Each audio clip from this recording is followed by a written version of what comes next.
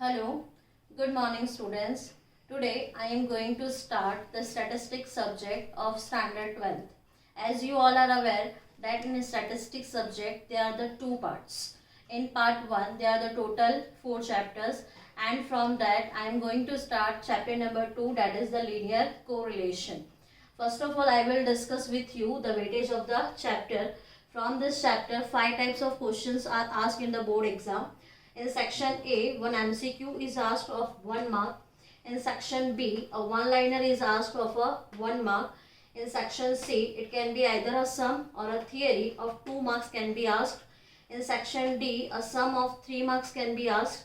In section F, compulsory a sum of 5 marks is asked. So total weightage of this chapter is 12 marks. Let's start the introduction part of the linear correlation chapter.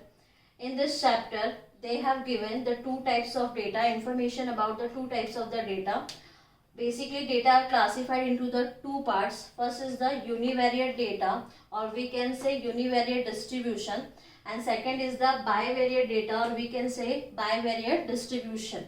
First of all, I would like to discuss with you the meaning of a univariate data, or we can say univariate distribution. Here, the word uni means one and variate means variable. So, let's read the definition. A distribution is said to be univariate distribution if it is obtained by collecting the information of one variable.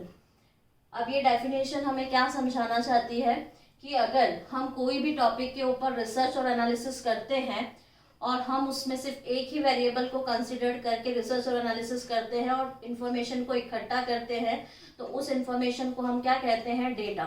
और अगर हम उस data को table form में present कर देते हैं तो वो क्या बन जाता है? डिस्ट्रीब्यूशन. सो इस तरह का जो डिस्ट्रीब्यूशन होगा उसको हम बोलेंगे यूनिवेरिएट डेटा या यूनिवेरिएट डिस्ट्रीब्यूशन. अगर आप टेबल फॉर्म में प्रेजेंट नहीं करोगे तब तक वो क्या रहेगा? Univariate data. और जब आप उसको टेबुलर फॉर्म में प्रेजेंट कर दोगे तो वो क्या बन जाएगा? Univariate distribution. चलो फिर से एक बार हम लोग डिस्कस कर लेते हैं कि यूनिवेरिएट डेटा और यूनिवेरिएट डिस्ट्रीब्यूशन क्या होता है.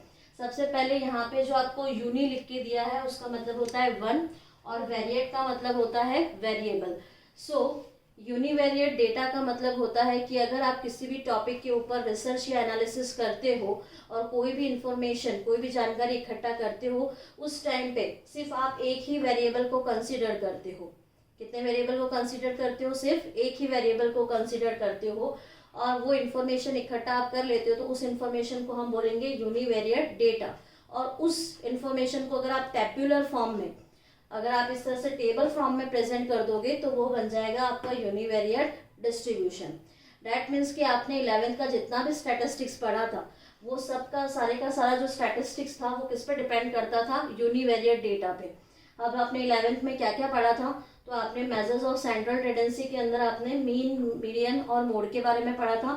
मेजर्स ऑफ डिस्पर्जन में आपने range, quarter deviation, mean deviation और स्टैंडर्ड डेविएशन के बारे में पढ़ा था, एंड स्क्यूनेस के बारे में पढ़ा था. तो ये सारे जो चीज़ें हैं वो किसका एग्जाम्पल है? यूनिवेरिएट डेटा का.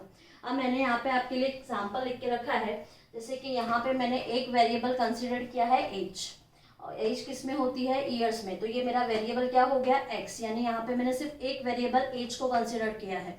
तो यहाँ पे सारे ऑब्जर्वेशंस मेंशन है और यहाँ पे number of students, that means यहाँ पे फ्रीक्वेंसी मेंशन है. तो ये किस तरह का डेटा है? Univariate data. इसके अलावा हो सकता है आपको यहाँ पे क्लास भी दे सकते हैं, जैसे कि 0 से 10, 10 से 20, 20 से 30, 30 से 40, 40 से 50.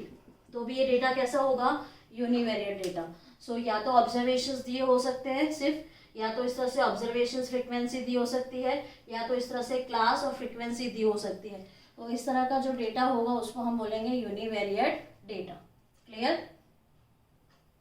Now I am going to discuss with you the second type of data, that is the bivariate data, or we can say bivariate distribution. Let us read the definition.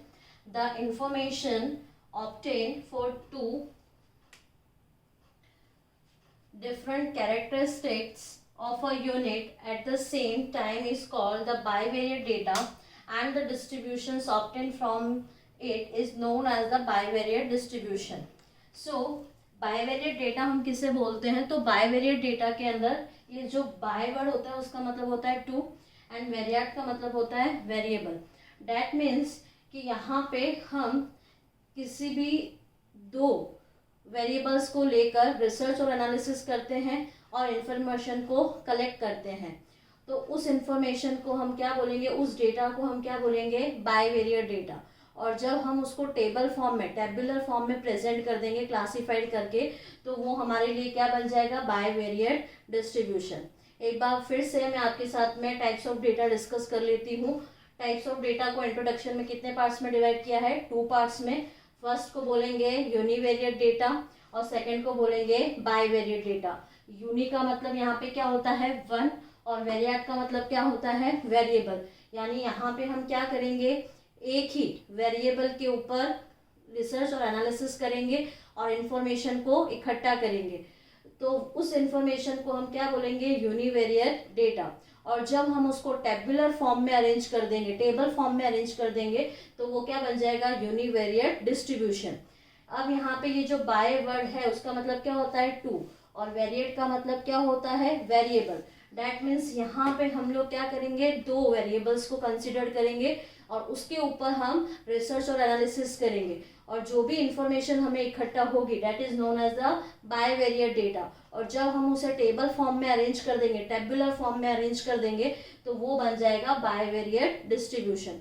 चलिए अब हम इसका बायवेरिएट डिस्ट्रीब्यूशन का example भी देख लेते हैं।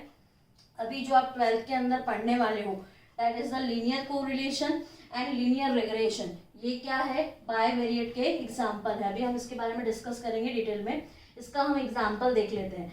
यहाँ पे हमने एक वेरिएबल लिया है प्राइस और दूसरा वेरिएबल हमने लिया है डिमांड। दैट मीन्स यहाँ पे हम कितने वेरिएबल को कंसिडर करते हैं, 2 वेरिएबल्स को।